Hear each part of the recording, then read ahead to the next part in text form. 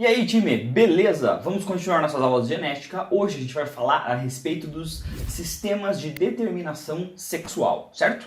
Então vamos nessa, minha gente. Primeira coisa que a gente começa com essa tabela aqui que a gente vai separar cada um dos tipos de sistemas, certo?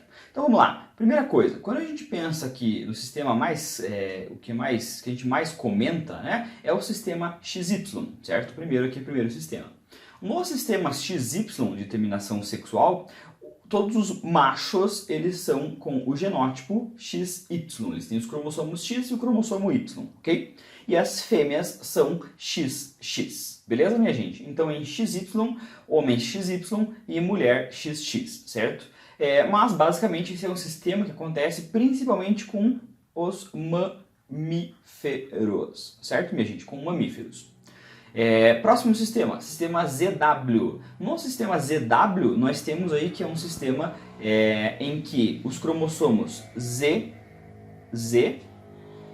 o conjunto ZZ, ele forma aí machos, e o conjunto ZW forma as fêmeas, certo? Aqui acontece, aqui em genética a gente chama de homogamético e heterogamético. Então o que acontece? ZZ é homogamético, porque os dois cromossomos são iguais, certo? Então é homogamético. E ZW é heterogamético. Então pense, no sistema ZW o homogamético é o macho e no sistema XY o homogamético é a fêmea, certo? É o contrário. E o sistema ZW a gente encontra aí nas aves, beleza, minha gente? Nas aves. Próximo, sistema X0. Sistema X0, ele acontece bastante em insetos, principalmente lá nos gafanhotos, certo, gente? Gafanhotos, beleza?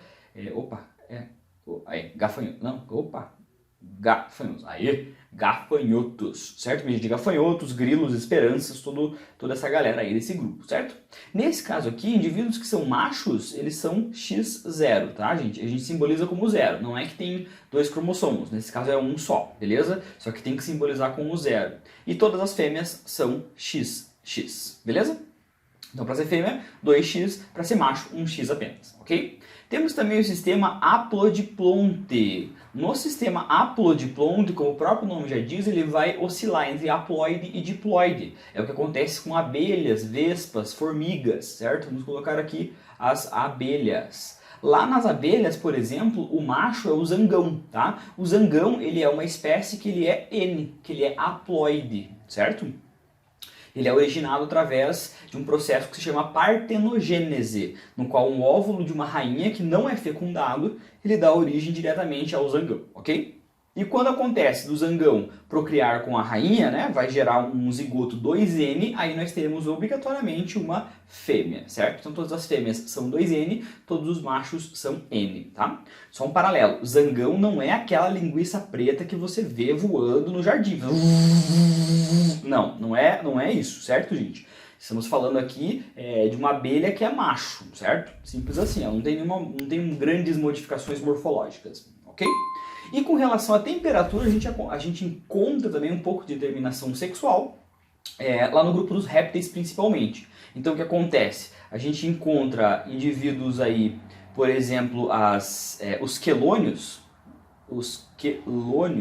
Basicamente, os quelônios são as tartarugas, os cágados e jabutis, certo? Nesses animais aqui, quando a gente tem temperaturas mais baixas no sentido de menores do que 28 graus Celsius, nós temos aí indivíduos mais machos nascendo. Quando a temperatura está mais alta, né, acima desses 29 graus ali, até uns 32 graus, a gente vai ter maior concentração de fêmeas. Olha que interessante. Então a temperatura do ambiente faz com que determinadas enzimas fiquem ativas e inativas, consequentemente promove a diferenciação sexual, ok? E temos mais um outro sistema nos reptilianos aqui, que é interessante a gente comentar, que acontece com alguns lagartos e com os crocodilos, tá, gente? Crocodilos e jacarés, tá? Nesse caso aqui, gente, é um pouco diferente, porque o que acontece? Quando a temperatura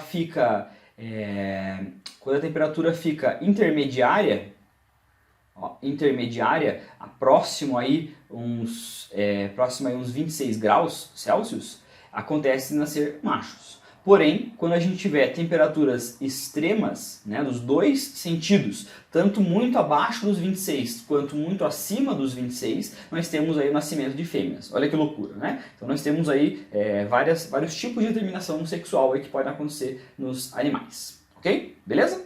Vamos para frente. Nosso foco na aula de hoje é o sistema XY, certo? Porque é o que está ligado aí à determinação sexual humana. E quando a gente pensa no sistema XY, né, a primeira coisa a gente precisa olhar para aqui, para o lado aqui nós vamos ter, ó, que você está vendo aqui, ele é um cariograma. Certo? Isso que você está vendo aqui, ó, é um cariograma. É uma foto do cromossomo, certo, minha gente? Então é uma foto tirada dos cromossomos. Isso se chama cariograma, beleza? Perceba aqui que nós temos XX e o XY. Perceba que o XX, os dois cromossomos têm o mesmo tamanho. E no XY, os cromossomos têm tamanhos diferentes. É o que acontece na nossa espécie. Então se a gente olhar nessa imagenzinha que eu fiz aqui, ó, nós vamos ter esse grande é o cromossomo X e esse menorzinho é o cromossomo Y, ok? Então, por exemplo, como eles têm tamanhos diferentes, minha gente, consequentemente eles não vão ter os mesmos genes situados nos mesmos locos, né, nas mesmas posições. Eles vão ter genes que são diferentes entre si. Por isso, inclusive, que a gente tem a determinação sexual, que tem, por exemplo, via de regra, né, a presença do cromossomo Y faz com que se desenvolva em macho e a ausência do cromossomo Y se desenvolva em fêmea. Então, como tem essa diferenciação de sexagem, logicamente vai ter que ter uma diferença estrutural nos cromossomos, ok? Então, a gente vai ter duas regiões nesses cromossomos. Uma região chamada de região homóloga, certo? Que é o que você está vendo aqui embaixo, que é a região homóloga. E aqui em cima, uma região, ó, não homóloga, certo, minha gente? Uma região não homóloga. Então, o que acontece, minha gente? Nessa região homóloga, né, nessa parte inferior, nós temos aqui, ó, genes que são... Nós temos aqui, nessa região homóloga, desculpa, nós temos aqui os mesmos locos, né? Essa que é a grande sacada. Desse lado aqui a gente tem os mesmos locos. Então, por exemplo, aqui existe um gene chamado MIC2. Então, esse gene MIC2, ele está situado nos dois cromossomos, tanto no X quanto no Y, entende?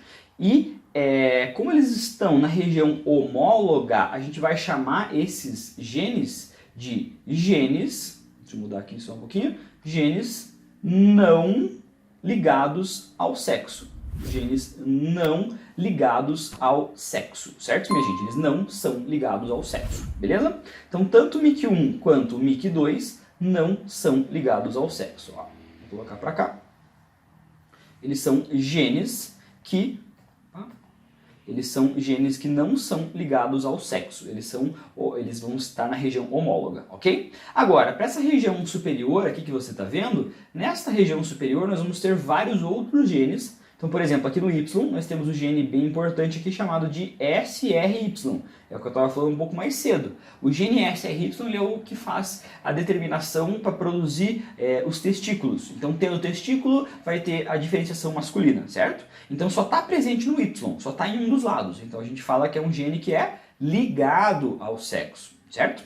No cromossomo X, nós teremos uma outra série de genes. Então, por exemplo, lá no cromossomo X, nós temos o gene da hemofilia, certo? O gene da hemofilia, uma doença ligada à coagulação sanguínea. É um gene ligado ao sexo, porque está aí na região não homóloga, certo? Temos também, na região não homóloga, o gene responsável pelo daltonismo, ok, gente? Daltonismo, a incapacidade de distinguir certas cores, beleza? Outro gene que a gente vai encontrar aqui na região não homóloga é a distrofia muscular, distrofia muscular Duchenne, outro gene ligado ao sexo, certo, gente? E o último aqui que a gente vai comentar hoje, o gene ligado à doença de Huntington, tá? O gene da doença de Huntington. Todos genes ligados ao sexo, certo, gente? Todos genes ligados ao sexo. Beleza, minha gente? Então, qual que é a sacada que você precisa ter? Quando a gente pensa em homem e mulher, por conta da região não homóloga, a manifestação da doença vai ser diferente em cada um dos sexos. porque o homem só tem uma cópia de X e a mulher tem 2 cópias de X. Ok? Tranquilo? Vamos continuar. Então agora vamos falar aí das principais doenças aqui. Primeira delas, como a gente já falou no outro ali para cima, nós falamos da hemofilia, certo, gente? Hemofilia. Hemofilia, basicamente, é a incapacidade de produzir fatores de coagulação sanguínea. Consequentemente, a pessoa não forma casquinhas, certo? Então a pessoa tem uma hemorragia bem severa, bem perigosa essa doença, certo? Quando a gente pensa na hemofilia, nós temos um padrão, gente, de herança recessiva. Ou seja, para você ter a doença, você tem que ter o alelo recessivo, certo? Então vamos preencher agora a nossa tabelinha aqui do lado direito, com os genótipos. Então vamos lá, primeira coisa, mulheres. Mulheres normais para hemofilia, elas serão qual genótipo? XH, X, linha. Tanto faz ser XH ou XHzinho, certo? Mulheres afetadas pela hemofilia, se ela é uma doença recessiva, vai ter que ser XHzinho, ok? Homens normais para hemofilia, o homem só tem uma cópia do X, então XH, Y, homem normal. Homem afetado, XHzinho, Y, certo? Então perceba que eu coloquei em cima do X, por quê? Porque é um gene que está ligado no cromossomo X e não no Y, ok? Cuidado com isso. Geralmente alguns se confundem e colocam junto, mas não pode, tá? Segunda doença, a doença do daltonismo. Gente, daltonismo, incapacidade de distinguir certas cores. Às vezes um vermelho, um verde, tem vários graus de daltonismo, certo? O daltonismo é igualmente uma doença recessiva, com herança recessiva. Então, vamos preencher nossa tabelinha. Mulheres normais para o daltonismo, gente. Normais, elas vão ser XH, X'. Tanto faz se é XH ou XHzinho, ok? Mulheres afetadas serão XHzinho. Opa, desculpa, eu estou usando H, né? Vamos mudar aqui, né? Porque daltonismo tem que usar o D. Então, mulheres normais, XDzão, X'. Mulheres afetadas, XDzinho, ok? Homens normais para o daltonismo, XDzão, Y, e homens afetados pelo daltonismo, XDzinho, Y, ok? Próxima doença, a distrofia muscular Duchenne, DMD, certo, gente? Uma doença aí que ela vai basicamente fazer com que as proteínas dos músculos, a membrana plasmática dos músculos, ela não se estruture muito bem. O citoesqueleto da célula fica prejudicado. Consequentemente, a pessoa tem uma distrofia na musculatura, certo? Então a célula muscular não funciona muito bem e a pessoa vai atrofiando, tá? Distrofia muscular Duchenne, genótipos. Pessoas, ela também é uma doença de herança recessiva. Então, mulheres normais vão ser XDzão, X'. Mulheres afetadas, XDzinho, ok? Homens normais, XDzão, Y. Homens afetados, XDzinho, Y, ok?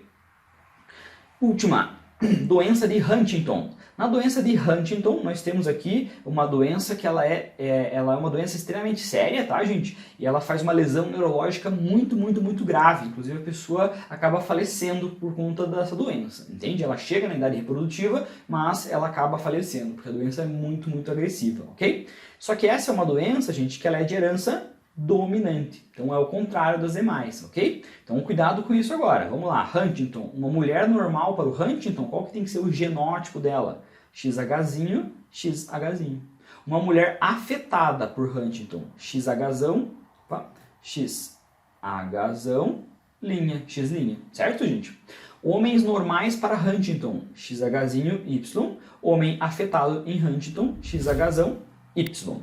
Ok, gente? Então tá aí a nossa tabelinha de genótipos e fenótipos, ok? Vamos continuar. Vamos fazer 2 questõezinhas aqui agora para a gente trabalhar em cima desse tema, certo? Então vamos lá. A distrofia muscular Duchenne, DMD, é uma doença com padrão de herança recessiva ligada ao sexo. Opa, cromossomo X, certo, gente? Então vamos preencher a nossa tabelinha aqui do lado. O genótipo, então, XDzão, vai ser uma pessoa normal. E pessoas XDzinho vão ser pessoas afetadas. Ok, gente? Vamos lá. Associada a uma mutação na região do cromossomo X que codifica a distrofina, uma proteína do citoesqueleto das fibras musculares.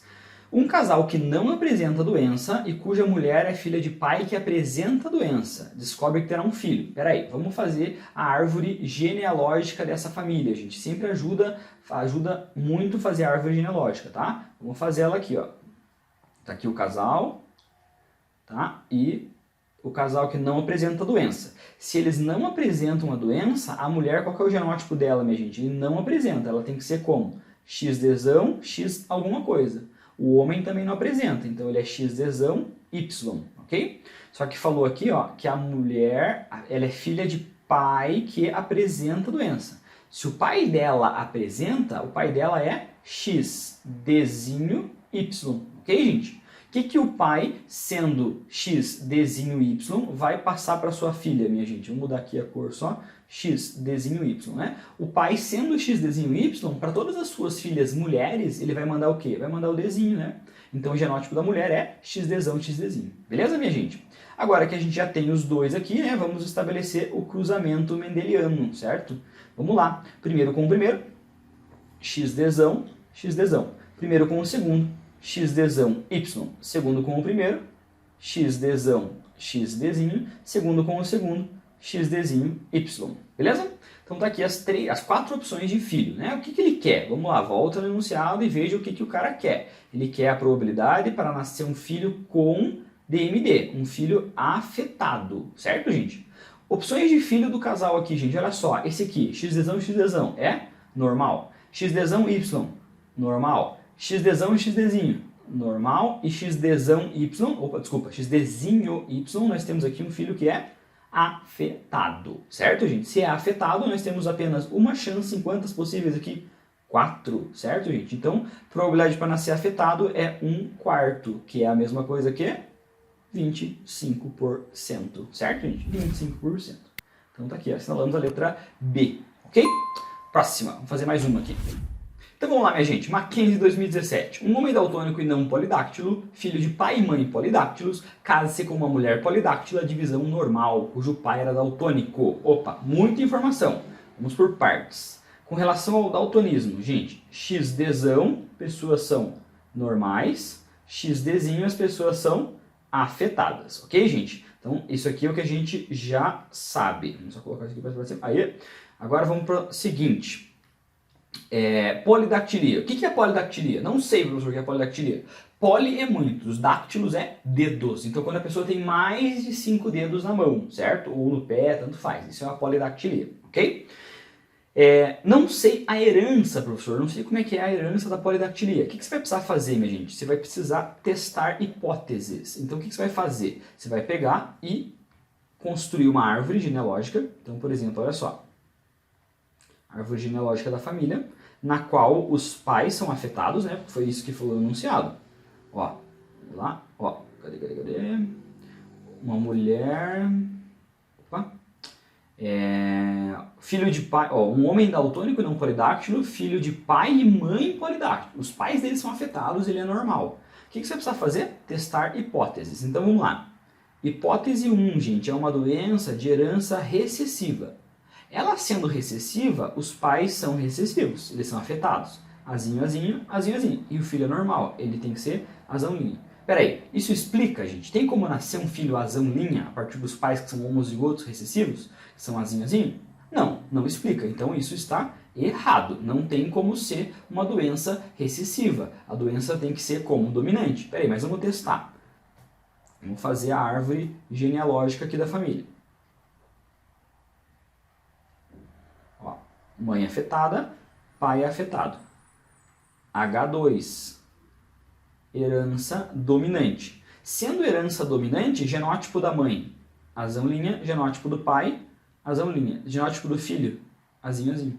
Peraí, explica agora? Explica, porque nascer um filho azinho, azinho pode nascer? Pode, porque a mãe pode ser heterozigota e o pai também é heterozigota. Certo, gente? Então, a doença tem que ser dominante. Perceba que a gente fez por tentativa. Isso é muito importante em exercício de genética, certo, gente? Você testar as hipóteses, porque às vezes a gente não pode sair... Você tem que chutar, né? Mas você não pode sair calculando tudo aí a partir de uma hipótese. Tem que testar primeiro para depois você calcular. Ok, gente? Então, a gente já sabe que a doença ela é dominante. Então, vamos colocar aqui, ó. Azão linha vai ser polidáctilo e azinho azinho vai ser normal. Beleza? Vamos preencher essa tabela, vamos preencher a árvore genealógica agora. O homem, ele é daltônico e não polidáctilo. Então tá aqui, ó, ele é daltônico. Então ele é XDzinho Y e ele não é polidáctilo, ele é azinho azinho. Filho de pai e mãe polidáctilos, né? Vamos colocar aqui, azão linha para os pais, né? Os pais deles são heterozigotos. Casa-se com uma mulher polidáctila de visão normal. Ela tem visão normal, então ela é XDzão, X linha, não sei. Só que ela é polidáctila, então ela é azão linha, beleza? Cujo pai era daltônico. Gente, se o pai dela era daltônico, o genótipo do pai dela tem que ser como? XDzinho, Y. O que o pai vai passar para ela? O pai só vai poder passar para ela, para todas as suas filhas, ele passa quem? Ele passa o XDzinho. Então o genótipo dela é XDzão, XDzinho, certo? O casal tem uma filha normal para ambos os caracteres. Gente, uma filha normal para ambos. Então ela tem que ser XDzão, XDzão, X linha, azinho, azinho, ok? Concorda comigo que para ela nascer azinho, azinho, tem que ter vindo um azinho do papis e um azinho da mames. Já temos o genótipo aqui, certo? O outro alelo da menina aqui, qual que é, gente? É o alelo que veio do pai, né? Porque se ela recebeu esse XDzão, ele veio obrigatoriamente da mãe. O pai vai mandar para ela um XDzinho, ok? Então vamos fazer o cruzamento aqui agora, minha gente. Vamos olhar aqui, ó, primeiro para o sistema sexual XY, certo? Vamos lá, primeiro com o primeiro. XDzão, XDzinho. Primeiro com o segundo. XDzinho, XDzinho. Segundo com o primeiro. XDzão, Y. Segundo com o segundo. XDzinho, Y. Quem que eu quero nessa brincadeira, minha gente? Vamos ver aqui, a gente nem viu isso ainda, né? Mas vamos lá, ó. A probabilidade desse casal ter um filho com o mesmo fenótipo da irmã é de... Mesmo fenótipo da irmã é de... Qual que é o fenótipo da irmã? A gente precisa colocar aqui, ó. O fenótipo da irmã é a probabilidade para ele nascer normal para o daltonismo e a probabilidade para nascer normal para a polidactilia, certo, gente? Normal para a polidactilia, normal para o daltonismo. Para ser normal para o daltonismo, minha gente, quais são as opções que a gente tem aqui que são válidas? Nós temos esta e esta, certo, minha gente? Então, só tem que tomar muito cuidado aqui, porque o que acontece? O fenótipo da irmã, além dela ser normal para o daltonismo, a irmã, ela é fêmea. Então, esta opção aqui, essa opção XDzão Y, ela não é uma opção válida. Então, você vai esquecer ela. Você vai olhar só para essa. Então, é uma chance em 4, certo, minha gente? Então, vamos colocar aqui uma chance em 4. Ok, gente? Agora, vamos olhar para a segunda parte aqui agora. Azinho, azinho, cruzando com azão, azinho. Opções de filho do casal. Primeiro com o primeiro, azão, azinho.